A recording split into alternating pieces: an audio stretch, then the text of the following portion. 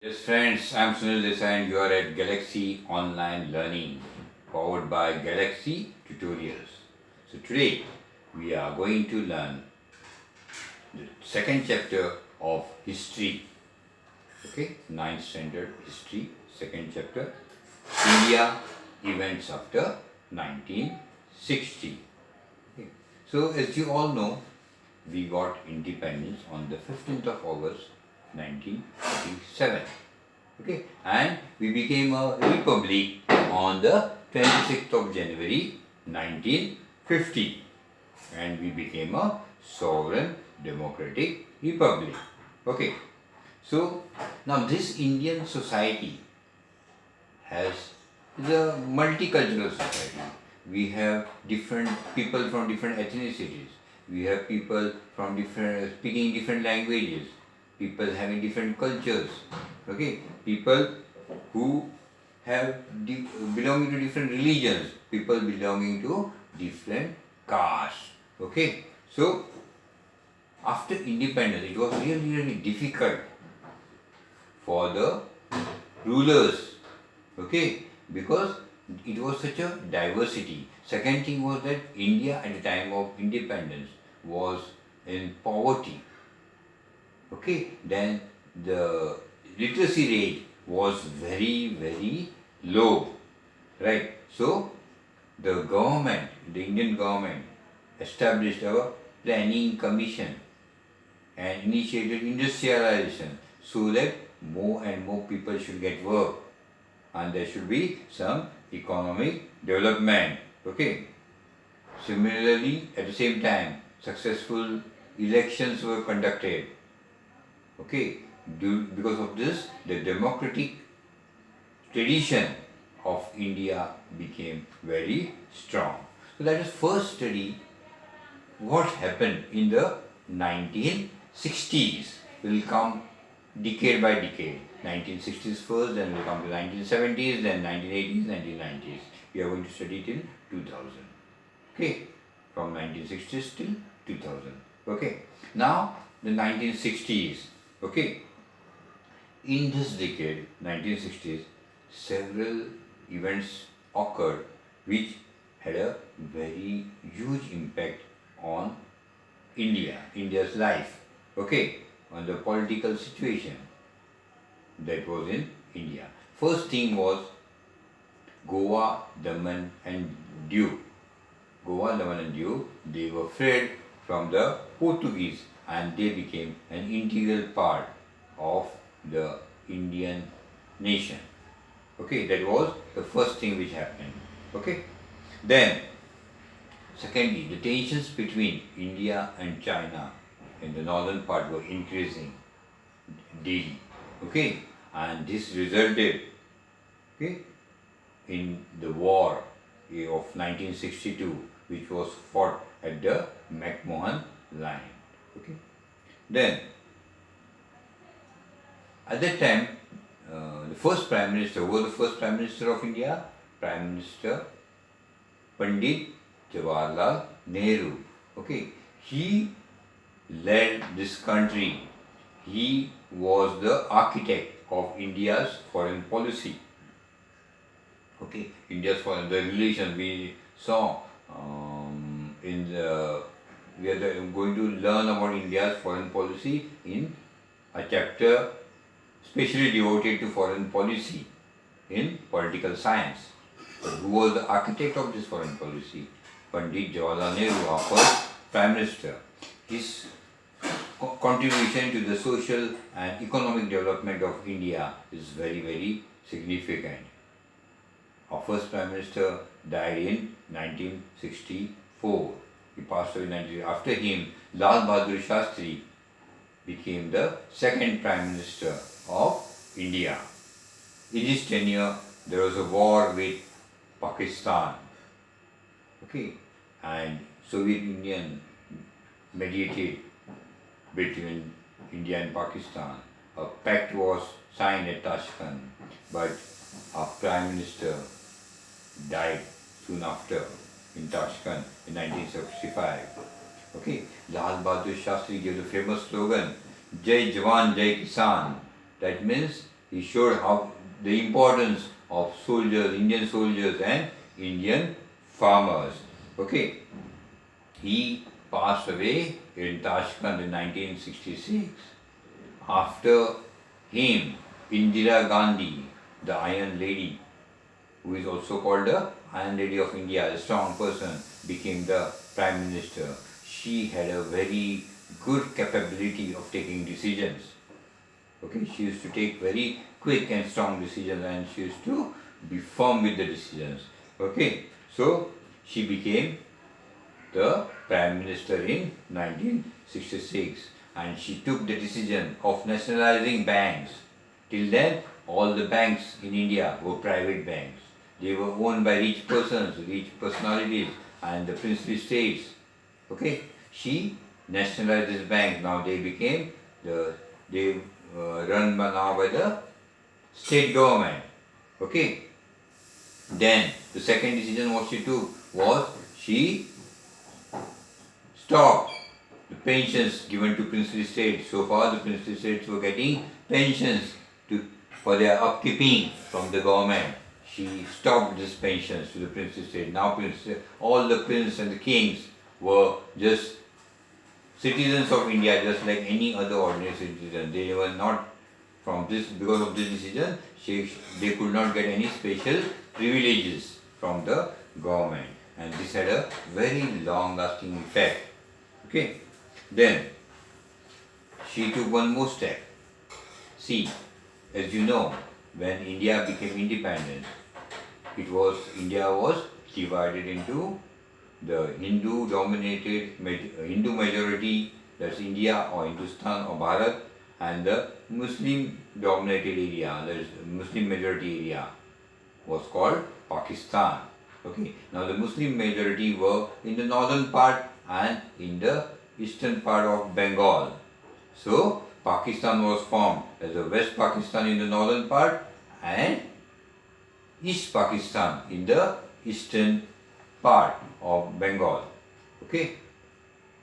Now this Pakistan, which was formed, West Pakistan, East Pakistan, was formed by party. That party was Muslim League, and the prominent leaders of this Muslim League belonged to West Pakistan. Okay, so they didn't give much attention to their other part, that is the East Pakistan. There was a lot of oppression. Okay, people were tortured in East Pakistan. So the people started a movement against the leaders, against the government, which was predominantly led by the West Pakistanis. Okay, so they led a movement. The movement was known as Mukti Bahini, and who was the leader? Sheikh Mujibur Rahman. The operation was such, the people of East Pakistan were tortured by the military and the rulers of West Pakistan so much that many of the East Pakistanis, they entered India, millions of them entered India as refugees. And this caused a lot of burden to India. So India was getting affected because of the way the West Pakistanis were treating East Pakistanis. Millions entering India, and we had to pay for their food, we had to pay for the shelter. So the then Prime Minister Indira Gandhi warned Pakistan, the Pakistan means West Pakistan. She told them that better behave in a proper way in East Pakistan, but they didn't give any attention to it. So what Indira Gandhi did was that she supported the movement led by Mujibur Rahman. She supported the Mukti Bahini. Pakistan didn't like it, that is the West Pakistan didn't like it, and they waged a war against India. Indira Gandhi, the then Prime Minister, she made a counter-attack on both fronts, that is on the West Pakistani front as well as the East Pakistani front, and in which Pakistan had to suffer defeat. And the East Pakistan was thus separated from Pakistan and was established as an independent country called as Bangladesh. And in this forming of Bangladesh, our Prime Minister, the then Prime Minister Indira Gandhi, played a very significant role. Okay?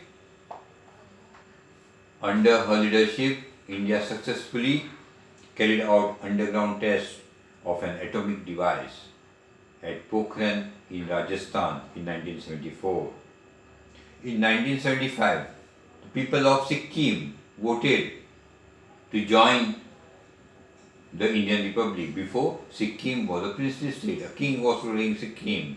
So the people of Sikkim, they voted against the king and they said they wanted to join the Indian Republic. So Sikkim became a full-fledged state of India in 1975.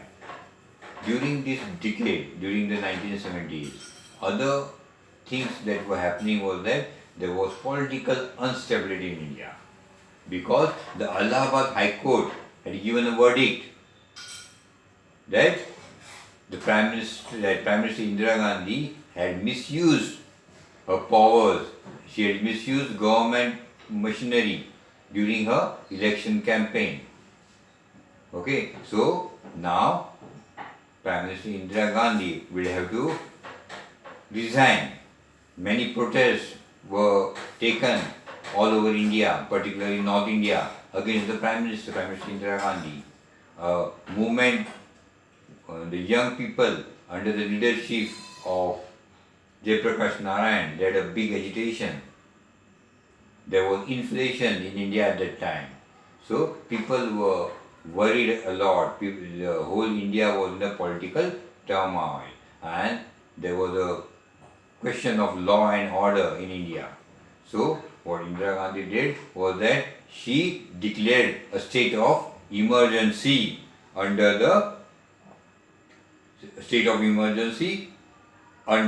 the basis of the constitutional provisions relating to emergency. Okay. So during emergency, what happened? The fundamental rights of the people were suspended. People were not able to express their ideas. There was censorship on the newspapers, on the media. Okay, the political leaders of the opposition party, they were arrested and sent to jail. The only good thing was that the Indian administration became disciplined. Previously there was very indiscipline in the Indian administration. The officers or the government employees never used to resume duty on time. But during emergency, they had to work according to time. There was discipline in the Indian administration. But the human rights were restricted. This period of emergency lasted for nearly 18 months, from 1975 to 1977. And after the emergency was revoked, elections were to be had, elections were conducted. At the backdrop of this emergency, the political leaders who were freed by then, they came together because they thought that fighting separately, they could not defeat the Congress led by Indira Gandhi in the elections. So, what they did, they came together to form a party called the Janata Party. All the political parties in India came together and they formed the Janata Party.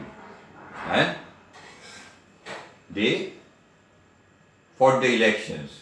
In these elections, Indira Gandhi was defeated. The Congress party under the leadership of Indira Gandhi was defeated and Janata Party came to power. And Morarji Desai was the first Prime Minister of India who belonged to a non-Congress party. Because till then, the first Prime Minister was Jawaharlal Nehru from the Congress party, followed by Lal Bahadur Shastri from the Congress party, followed by Indira Gandhi from the Congress party, and Morarji Desai was the first Prime Minister who was from a non-Congress party. He was from the Janata Party.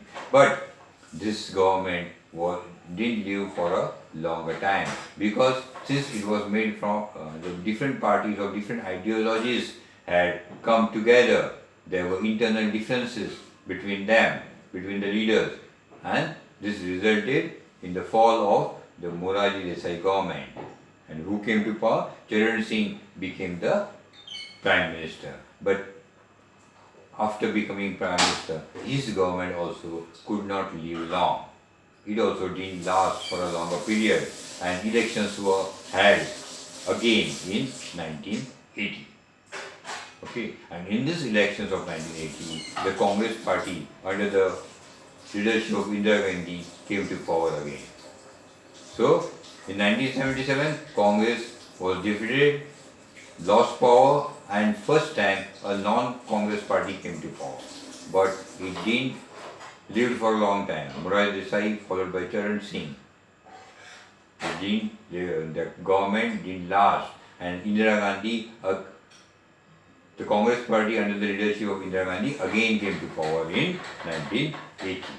Okay, now let us see what happened in the 1980s. See, in this decade of 1980s, there were many political challenges. Many political challenges. The Sikhs were demanding for a separate Khalistan, a separate state of Khalistan, and they were supported by Pakistanis. The Pakistani government supported this Khalistanis. This Khalistanis, the leader was Jarnail Singh Bhindranwale. What he did, he started a movement of Khalistan against the Indian government. This movement became violent. Okay, they took arms and they took shelter in the holy shrine of the Golden Temple in Amritsar. They thought that if we take shelter in the holy shrine, they were terrorists. They were fighting against the Indian government, but they took shelter in the holy shrine. Why? Because they thought that that no one will enter the holy shrine since it's a holy shrine. Government, the police or the army won't enter and arrest them. The police can't come inside and arrest them. That's what they thought. But Indira Gandhi took a bold decision, a very bold decision of sending Indian army to the Golden Temple. And the Indian army entered the Golden Temple. Okay, there was a fight between the terrorists and the Indian army, and it resulted in evicting all the terrorists from the Golden Temple. But afterwards, what happened? Indira Gandhi was assassinated by one of her private personal bodyguards, a private security, a personal security, one of the bodyguards. Okay, when she was for a morning walk, early morning walk, she was been assassinated at gunpoint by her bodyguard itself. Okay, that was in. At the same time, what had happened was that in Assam, the ULFA movement had taken place. ULFA was an organization. ULFA means United Liberation Front of Assam. It had started a movement in Assam. After Indira Gandhi's assassination, Rajiv Gandhi was appointed as the Prime Minister. He became the Prime Minister. He was chosen as the Prime Minister. That was in 1984. Rajiv Gandhi tried to make several reforms, economic reforms as well as reforms in science and technology. Today's digital India, which you see today, the foundation of this digital India was led by Rajiv Gandhi way back in 1984. Okay. He also took a lead to solve the problem of the Tamils in Sri Lanka. There was a fight going on, a war, civil war going on between the Tamils and the Sri Lankan government, Indian Tamils and Sri Lankan government. So he put forth the idea, he promoted the idea of Rajiv Gandhi promoted the idea of united Sri Lanka, but special autonomy to the Tamils of Sri Lanka. But his efforts went in vain. The Tamils didn't agree for this. Okay. Rajiv Gandhi also faced a lot of criticism in the context of corruption that took place during the purchase of certain defense equipment deal, particularly the purchase of long-range cannons called from a company called Bofors. Okay, in the elections that followed, political corruption was made a crucial point, a crucial issue. And because of this, since political corruption was made a crucial issue by the opposition party, Rajiv Gandhi, who led the Congress in that election, got defeated.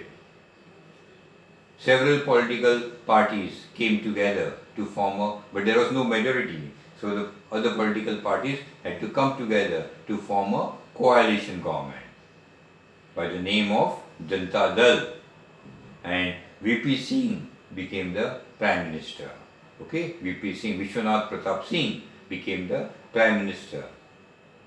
The main contribution of Vishwanath Pratap Singh is the reservation policy for the other backward classes, OBCs.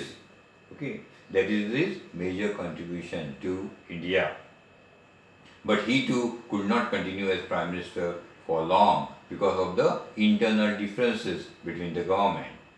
And after him, and he had to resign, and after him in 1990, Chandrasekhar became the Prime Minister. But he too didn't last for a long time. His government was also very short-lived, and in 1991, elections were conducted.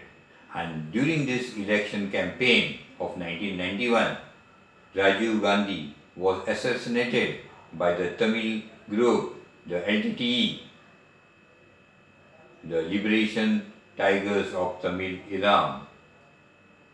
After his death, Rajiv Gandhi was acquitted from the Bofors defense case. That was in 2004. He was in charge of corruption, but during the elections. But later on, he was acquitted. After his death, he was acquitted from those charges. Okay. Towards the end of the 1990s, in North, that is in Jammu and Kashmir, situation was getting worse. The terrorists were making things difficult for the people to live in Kashmir. The life of the Kashmiri Pandits was made hell. They started leaving Kashmir. The Kashmiri Pandits started living, they were forced to leave the Kashmir Valley. Okay, so that was what happened in the 1980s. So you just see so much of instability, so much of challenges the political leadership faced in the 1980s. Now let us come to the 1990s. What changes occurred after 1991? See, the year 1991 is also important in world history. Why?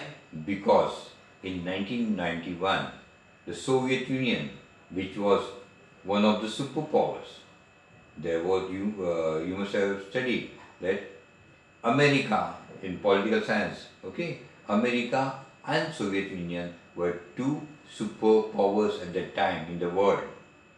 And from 1945 onwards till 1990, there was a Cold War going on between these superpowers. But what happened was in 1991, Soviet Union, which was one of the superpowers, it disintegrated into smaller independent countries. Okay?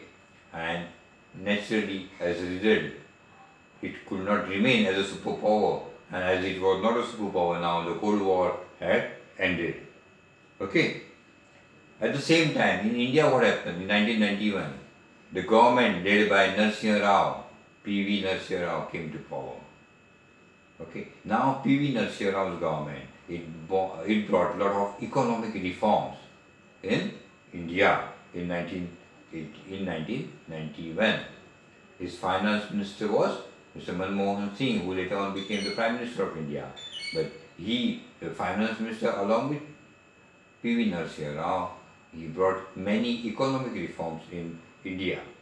Okay, the issue during this tenure, the issue of Ram Janmabhoomi and Babri Masjid was also at the forefront.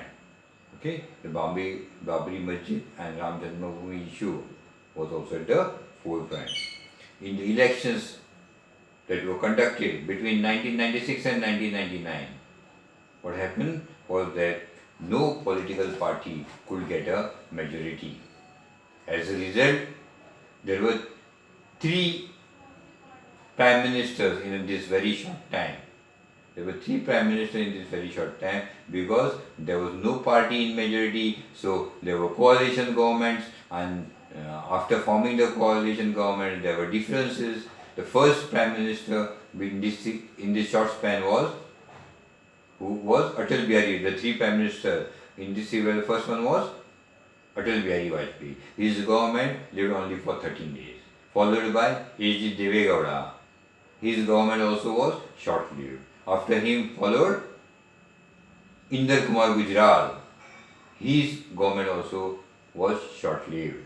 Okay. Finally, in 1999, the National Democratic Alliance, the NDA, under the leadership of Bharatiya Janata Party, okay, came into existence. And at that time, Atal Bihari Vajpayee again became the Prime Minister of India. When Atal Bihari Vajpayee became the Prime Minister of India, he tried to establish a dialogue between Pakistan. Fighting with Pakistan was of no use, he thought. So let's have a dialogue and settle the issue of Pakistan, of the issue of Kashmir. But that was not successful.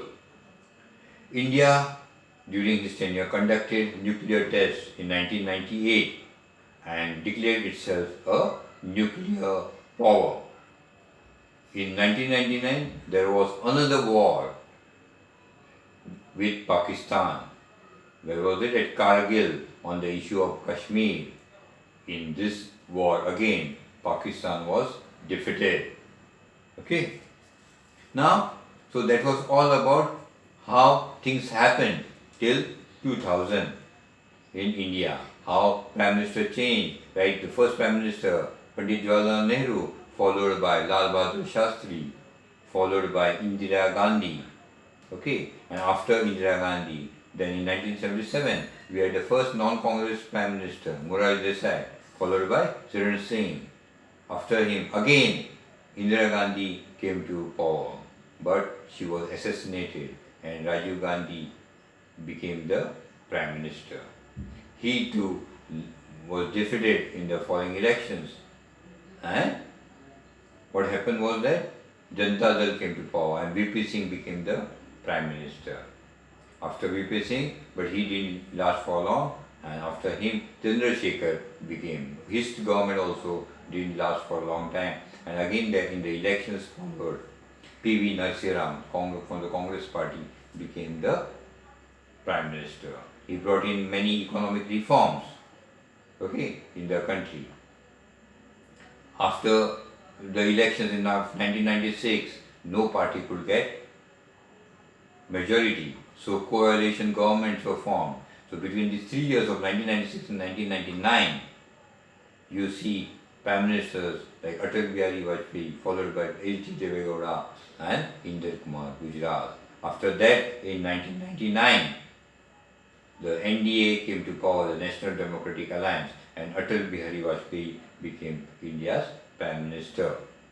Okay, so now let us see in these years how the Indian economy changed. See, right from India's independence, Indian leaders always thought of modernizing India and making India a self-reliant, a self-sufficient country. Okay, and they also wanted social justice in India. Okay, so India wanted to acquire modernity and self-reliance by establishing industries. So India was concentrating on building more and more industries so that the country will become self-reliant. Okay, we wanted to establish an economy based on social justice through planning. For that, the national planning commissions were established, which generated a 5-year plan, okay, for the development. The Nasir Rao government, which came to power in 1991, brought many economic reforms. This was also called as the liberalization policy. Because of these reforms, many foreign companies from other countries, multinationals, they started investing in India. Okay, so because of which the Indian economy flourished. It started developing. Skilled Indian professionals, they helped reform Indian economy. The field of information technology also opened many job opportunities for young Indians also increased because of the information technology.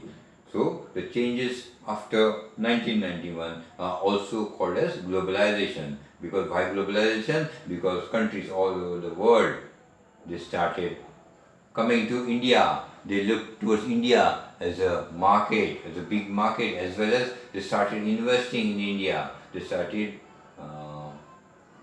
investing in industries in India. Okay. Then let us see the developments which happened in in science and technology. See, in science and technology, two major events took place after independence. First, Dr. M.S. Ramaswamy, what he did, he brought in the Green Revolution. That means he brought in scientific techniques in agriculture, because of which the growth of food grains increased in large numbers. At the same time, Dr. Verghese Kurian, through his cooperative movement in the dairy sector, Amul, what he did, he increased the production of milk. So that is called the White Revolution. So these two revolutions, the Green Revolution and the White Revolution, okay, because of the development in science and technology, these two revolutions took place. The Green Revolution as well as the White Revolution. And these two revolutions helped in India becoming self-reliant, in helping India to become self-sufficient. India also made a lot of progress in the field of atomic energy and space research. Dr. Homi Bhabha laid the foundation for the Indian Atomic Power Program. Okay? India always insisted on using atomic energy for peaceful purposes, such like producing electricity, pharmaceuticals, and defense. India has also achieved considerable success in the space technology. The first satellite, Aryabhatta, was launched in 1975. Today, India has been very successful in launching satellites. Okay, the space program of India is very well developed. Now let us see the changes in the social field. And on the social field, what India after independence, how it has developed. Okay. So some of the changes are related to women empowerment. See, women belong to 50% of the population, but these women were subjugated to lot of trouble. Okay. So the laws were formed for empowering women. Secondly, laws were also formed related with policies regarding upliftment of the deprived sections of the society. Okay. So to promote the all-round development of women and children, a special department for women and children was set up under the Ministry of Human Resources. Okay. Some laws were made to ensure social justice for women and to help the implementation of various schemes in this direction. The Prohibition of Dowry Act, which prohibits from taking dowry during marriages. Then the Equal Remuneration Act, that means both men and women should get equal remuneration for equal work. If they are doing the same work, they should get equal remuneration. This act was passed. Then the 73rd and the 74th amendment of the Constitution. This amendment led to reservation of seats for women in local self-government. That is, local self-government is the government at the local level, at the municipalities, at the Jilla Parishad, at the Gram Panchayat. Okay, a reservation for women. 33% reservation for women. See, now some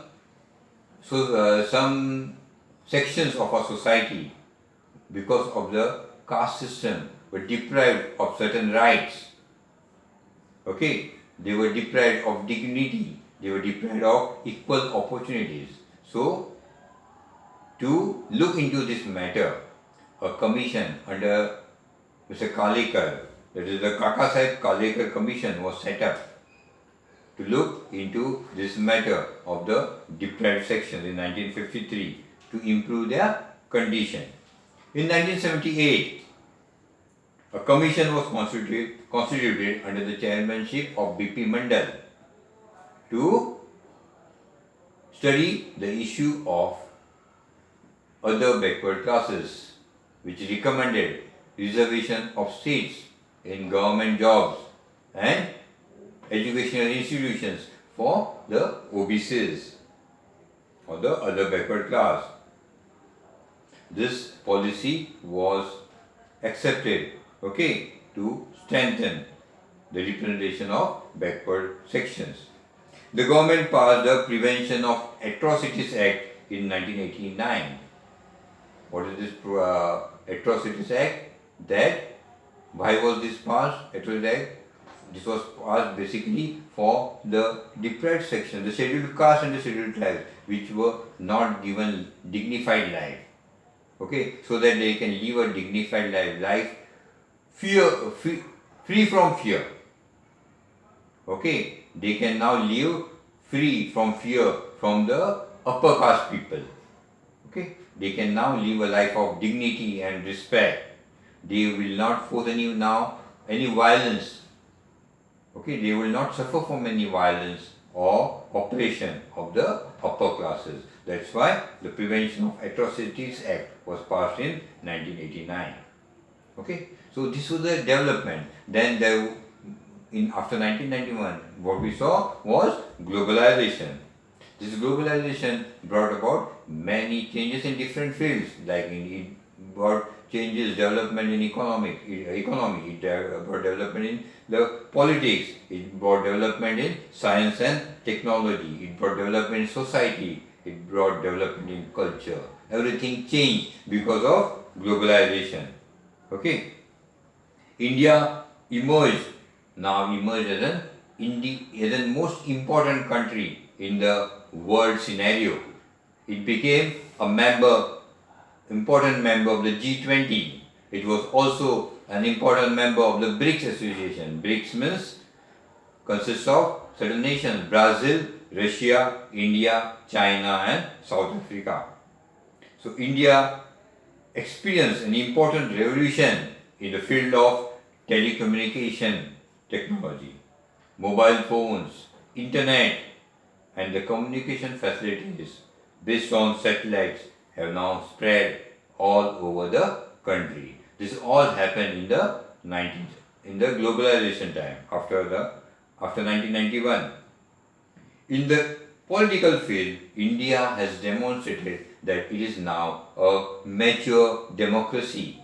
It has successfully conducted elections and has proved the world that how in a democratic way a stable government can be formed and how it can function successfully. All this has resulted in a total transformation in the lifestyle of the people of India, particularly the youth. Now what you see, the youth, the difference of the youth of today, they have their own way of living, their dietary habits, what they eat, what the clothes today's Indian youths wear, what they eat, what they wear, what they speak.